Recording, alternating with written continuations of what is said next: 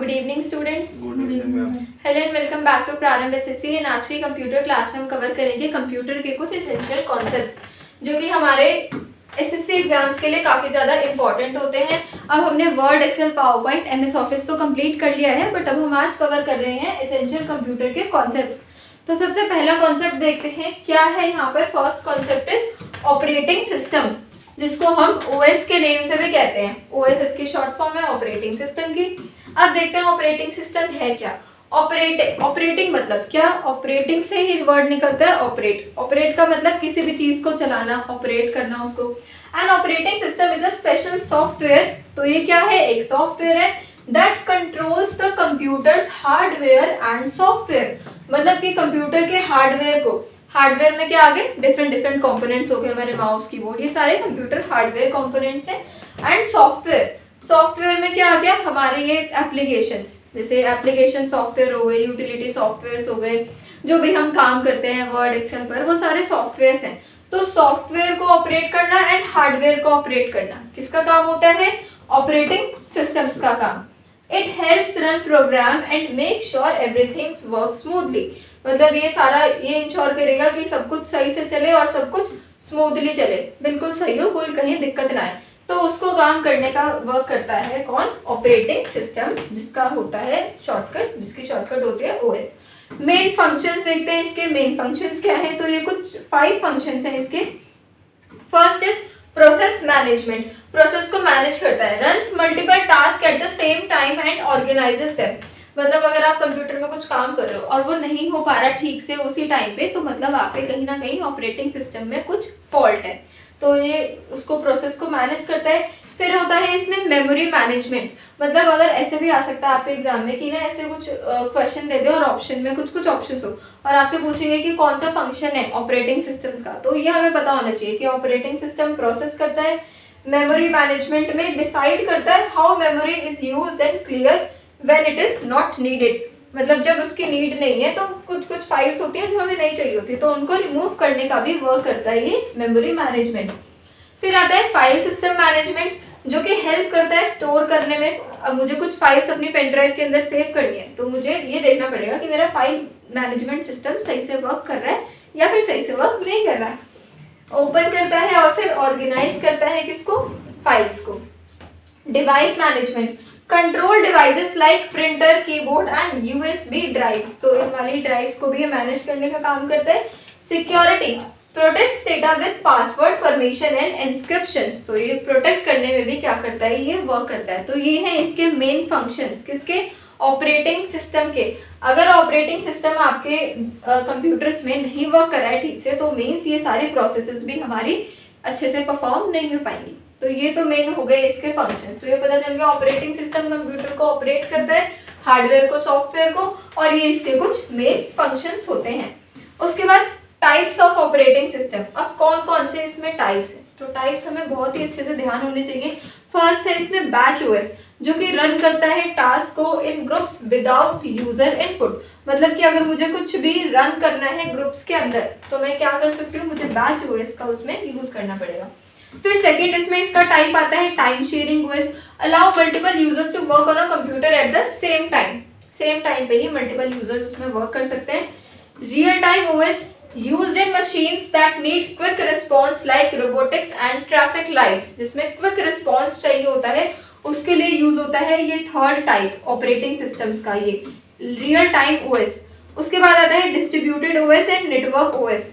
Distributed में क्या है? Connect many computer and makes them work as one. अब इनका यूज होता कहाँ पे है? जैसे कनेक्ट करता है मेनी कंप्यूटर्स को, जैसे हमारे फोन में हॉटस्पॉट होता है, हम हॉटस्पॉट को ऑन करते हैं तो जितने भी नियर बाय डिवाइसेस होती हैं वो सब उससे कनेक्ट हो सकती है ना। तो मतलब हम क्या कर रहे हैं? अपने मोबाइल फोन का डेटा शेयर कर रहे हैं। तो वैसे यहाँ पर ये होता है किसके थ्रू? डिस्ट्रीब्यूटेड ओएस के थ्रू, मतलब ऑपरेटिंग सिस्टम के through. Network OS helps computer share files and programs over a network. मतलब ये क्या कर रहा है? शेयर करना, फाइल्स को शेयर करना एंड प्रोग्राम करना, किसमें? नेटवर्क्स के बीच में। तो ये हो गए इसके टाइप्स, मतलब ऑपरेटिंग सिस्टम्स के कौन कौन से टाइप्स होते हैं वो हमें पता होना चाहिए। बैच, फिर time sharing, real time, distributed and then network OS. तो ये है ऑपरेटिंग सिस्टम्स के पांचों टाइप्स। उसके बाद अब कुछ पॉपुलर ऑपरेटिंग सिस्टम्स हमें गिवन है। कौन कौन से पॉपुलर ऑपरेटिंग सिस्टम्स होते हैं? पहला हो गया इसमें Windows, made by Microsoft, easy to use with a graphical interface, तो ग्राफिकल इंटरफेस इसका सही रहता है। फिर आता है लिनक्स, फिर आता है मैक एंड फिर आता है एंड्रॉइड एंड आईओएस।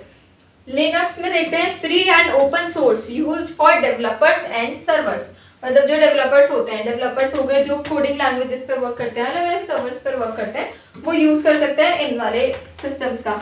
मैक हो गया फिर created by Apple, known for its smooth design, इसका डिजाइन काफी सही होता है, स्मूथली रन करता है, तो ये उसके लिए है।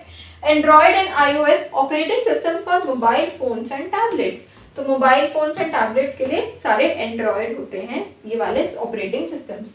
तो ऑपरेटिंग सिस्टम्स हमारे कंप्यूटर्स के लिए भी होते हैं, मोबाइल फोन्स के लिए भी होते हैं, तो मोबाइल फोन्स में ये वाले होते हैं हमेशा, एंड्रॉइड एंड आईओएस। आईओएस वाले आ गए ये एप्पल वाले सारे।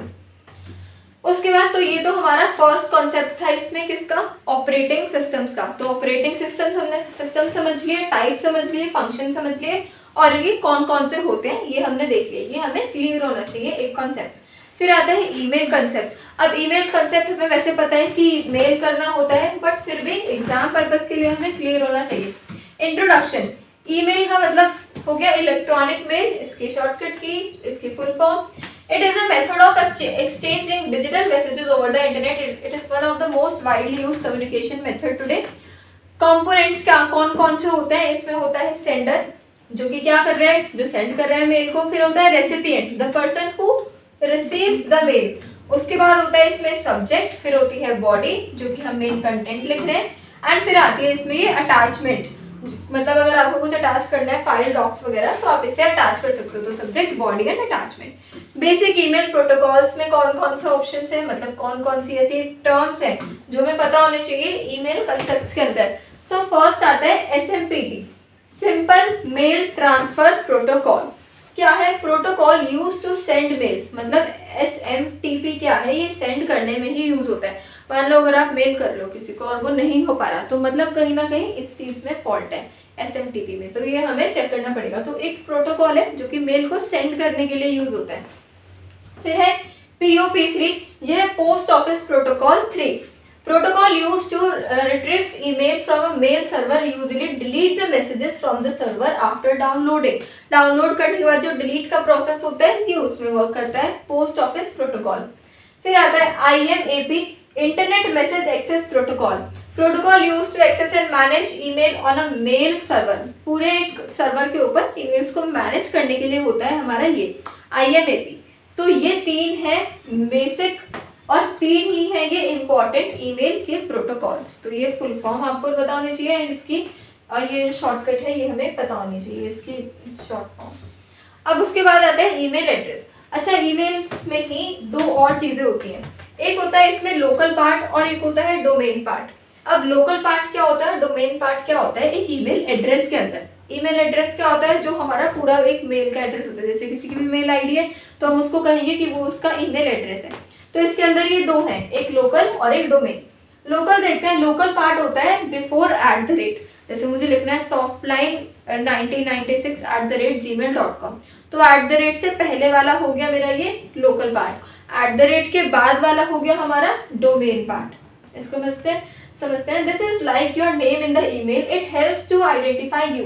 Example, in john.doe@example.com, in this john.doe is a local part। तो ये @ से पहले वाला है तो इसको हम लोकल पार्ट बोलेंगे। अब जो @ के बाद ये है ना example.com, ये होगा हमारा ये domain part. This tells which email server provider are you using, for example in this example.com is a domain part, meaning the email is handled by example.com। तो ये ईमेल एड्रेस के अंदर दो पार्ट्स होते हैं, एक लोकल और एक डोमेन। तो ये चीज़ हमें क्लियर होनी चाहिए कि ईमेल एड्रेस के अंदर कौन कौन से दो पार्ट्स होते हैं। उसके बाद है इसमें स्पैम एंड फिशिंग। स्पैम हो गया आपका unwanted emails, usually ads, promotion send to many people, तो ये स्पैम होती है इसमें स्पैम ईमेल्स। फिशिंग ईमेल्स होती है लाइक फेक ईमेल्स, जो कि आपकी पर्सनल इंफॉर्मेशन को लेने की कोशिश करते हैं। Fake emails that try to trick you into giving personal information like password और bank details, they often contains fake link और अटैचमेंट। इसीलिए कहते हैं ना कि कोई भी लिंक वगैरह है तो आपको उस पर अगर नहीं पता तो क्लिक हमें नहीं करना चाहिए, बिकॉज वो ये स्पैम हो सकते हैं या फिर वो फिशिंग मेल्स के अंडर आ सकती हैं। तो ये दो चीज़ें हमने देखी अभी, ईमेल एड्रेसेस में दो चीज़ें और ये स्पैम एंड फिशिंग का एक कॉन्सेप्ट ईमेल के अंदर। उसके बाद नेक्स्ट आता है इसमें ईमेल सिक्योरिटी। अब सिक्योरिटी में ना 3 चीज़ें हैं, inscription, authentication and digital signature. ये भी पार्ट होता है हमारा ईमेल का। इंस्क्रिप्शन में देखते हैं locks the email so only the right person can read it. तो इंस्क्रिप्शन नेम से आपको भी पता होना चाहिए कि ये क्या कर रहा है, लॉक कर रहा है ईमेल को फॉर कि ताकि कोई भी अनदर पर्सन उसको यूज ना कर सके, एक्सेस ना कर सके। ऑथेंटिकेशन का क्या मतलब होता है, confirms that the sender and receiver are real not fake. Authentication करना, ऑथेंटिफाई करना, ये कंफर्म करता है कि कौन रियल है कौन फेक। डिजिटल सिग्नेचर होते हैं a special security stamp that proves the email is from a trusted sender that hasn't been change. तो ये डिजिटल सिग्नेचर्स का भी एक पार्ट है। तो अगर ऐसे आए कि ईमेल सिक्योरिटीज के अंदर कौन कौन से ऐसे ऑप्शंस होते हैं, तो ये 3 इसमें मेन है, इंस्क्रिप्शन, फिर ऑथेंटिकेशन एंड फिर digital signatures. Popular email clients मतलब कहाँ कहाँ से आप मेल कर सकते हो, अगर हमें किसी को मेल करना है तो जीमेल होता है, आउटलुक है जो कि माइक्रोसॉफ्ट की ही ईमेल सर्विस को प्रोवाइड करता है, and Yahoo male and email server provide by Yahoo. तो ये पता चल गया, ये 3 प्लेटफॉर्म से आप डायरेक्ट मेल कर सकते हो किसी को। अब ईमेल कॉन्सेप्ट में ही 2 और कॉन्सेप्ट होते हैं, एक है सीसी और एक होता है बीसीसी। क्या डिफरेंस होता है सीसी एंड बीसीसी में? ये है एक सीसी और फिर दूसरा है ये BCC, carbon copy and blind carbon copy. इनमें क्या डिफरेंस होता है ना, मेल के अंदर ही होते हैं ये 2 ऑप्शंस, बीसीसी एंड सीसीसी। कब मुझे कौन सा यूज करना है?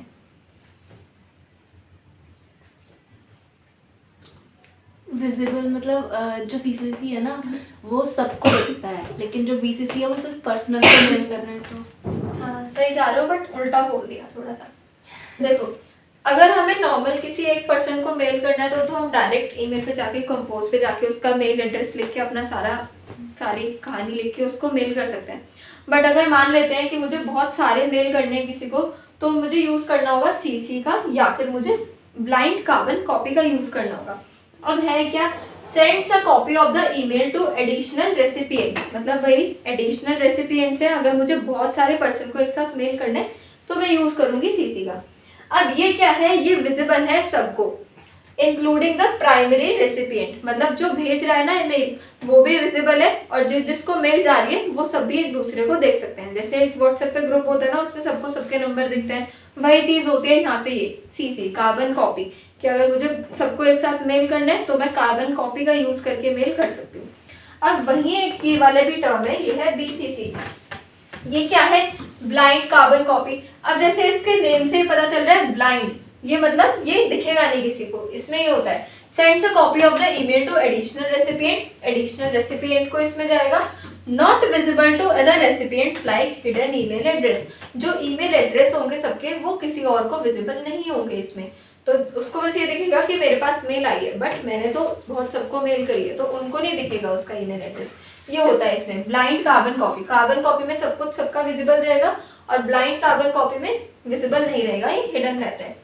यूज्ड फॉर प्राइवेसी, इसमें प्राइवेसी का एक सेक्टर होता है ये, specially when sending emails for a large group. जब मुझे लार्ज ग्रुप में मेल सेंड करना है तो मैं यूज कर सकती हूँ इसका ब्लाइंड कार्बन कॉपी का, जब मुझे एक दूसरे को कुछ भी शो नहीं करना। जैसे हम इसको यूज कर सकते हैं, स्कूल टीचर्स यूज कर सकती हैं या फिर एम्प्लॉयज वर्कर्स कंपनी में वो भी यूज कर सकते हैं इसको, कि ईमेल एड्रेसेस एक्सचेंज ना हो सबके फेक मैसेजेस वगैरह के लिए। तो ब्लाइंड कार्बन कॉपी। उसके बाद आता है ऑपरेटिंग सिस्टम। अच्छा, अब इसके बाद हो गए हमारे कुछ इंपॉर्टेंट क्वेश्चन शुरू, जो कि इन्हीं टॉपिक्स में से प्रीवियस ईयर्स में आए हैं आपके टियर 2 के एसएससी एग्जाम्स में, तो उनको चेक कर लेते हैं। इतना तो क्योंकि हमें क्लियर हो चुका है इजी कॉन्सेप्ट से। अब इसके बाद जो सबसे फर्स्ट क्वेश्चन यहाँ पर गिवन है, ये क्या है, इसको देखते हैं। ये है what is the main function of an operating system. तो ऑपरेटिंग सिस्टम का मेन फंक्शन क्या है, डेटा को प्रोसेस करना, मैनेज करना, रनिंग करना या स्टोर करना। मैनेज करना। बी मैनेज करना है ना, डेटा प्रोसेसिंग नहीं है, ऑपरेट करता है ये। डेटा प्रोसेस अलग वर्क हो गया, ये मैनेज कर रहा है हार्डवेयर रिसोर्सेज को एंड सॉफ्टवेयर रिसोर्सेज को। रनिंग एप्लीकेशन नहीं होता, स्टोरिंग फाइल्स नहीं होता, ये इसके टाइप्स का वर्क है, बट यहाँ पे सिर्फ ऑपरेटिंग सिस्टम का पूछ रहा है, तो ये होता है मैनेज करना हार्डवेयर रिसोर्सेज को। उसके बाद what does the kernel of an operating system do? Manage user interface, manage hardware, run application या प्रोवाइड सिक्योरिटी। इसका आंसर यहाँ पे गिवन है, बी है इसका आंसर। क्या है? Manage hardware and system resources. मतलब ये दे रखा है kernel of an operating system, मतलब जो अब यहाँ पे लिखा है कर्नल, ये कौन है? ये ब्रेन है ऑपरेटिंग सिस्टम का। जैसे कंप्यूटर का ब्रेन सीपीयू होता है ना, वैसे ही ऑपरेटिंग सिस्टम का ये ब्रेन है। तो डायरेक्ट ऐसे भी क्वेश्चन आ सकता है, ब्रेन से बोल के भी आ सकता है क्वेश्चन में। अब इसके बाद ईमेल कॉन्सेप्ट्स के रिगार्डिंग जो क्वेश्चंस आए हैं, बस ये 2 क्वेश्चंस ही हैं आपके मेन एसएससी में जो आए हुए हैं प्रीवियस ईयर्स में। Which of the following is the correct definition of CC in an email? इसमें कार्बन कॉपी की पूछ रहा है ये main. Use to hide, use to send a copy, use for attachment, use for security. Answer given है, क्या है? B. तो बोल दो बी है। Use to send a copy of additional recipients, मतलब हाइड किस में होता है? जो सेकंड वाला होता है, जो बीसीसी होता है उसमें हाइड होता है। अटैचमेंट्स नहीं होते, सिक्योरिटी पर्पस भी बीसीसी में होता है मेनली, क्योंकि सीसी में तो सबको दिखता रहता है ना सबका, तो सिक्योरिटी वाला भी इसका नहीं होगा। What is the main purpose of BCC in an email? To send hidden copy, to mark, to attach, या स्पेलिंग ग्रामर तो बिल्कुल नहीं है, फर्स्ट वाला। अटैच भी नहीं है, तो फर्स्ट वाला इसका करेक्ट है। हिडन कॉपी है ना, तो ब्लाइंड से हम हाइड याद रख सकते हैं। उसके बाद which of the following email protocols is used for sending mail? तो सेंडिंग मेल के लिए कौन सा होता है? ये एसएमटीपी। एफटीपी नहीं होता, पीओपी3 भी नहीं होता, आईएमएपी भी नहीं होता। तो ये थे हमारे इंपॉर्टेंट क्वेश्चंस, कहाँ से? ऑपरेटिंग सिस्टम के कॉन्सेप्ट से एंड ईमेल कॉन्सेप्ट्स के सारे जितने भी ऑप्शंस थे, जितने भी कैटेगरीज थी, उनके सारे क्वेश्चंस। तो ऐसे क्वेश्चंस की प्रैक्टिस हम और करेंगे, बट अभी पहले हम सारे कॉन्सेप्ट्स को क्लियर कर लेते हैं। तो ये थी हमारी आज की class. Thank you so much for watching.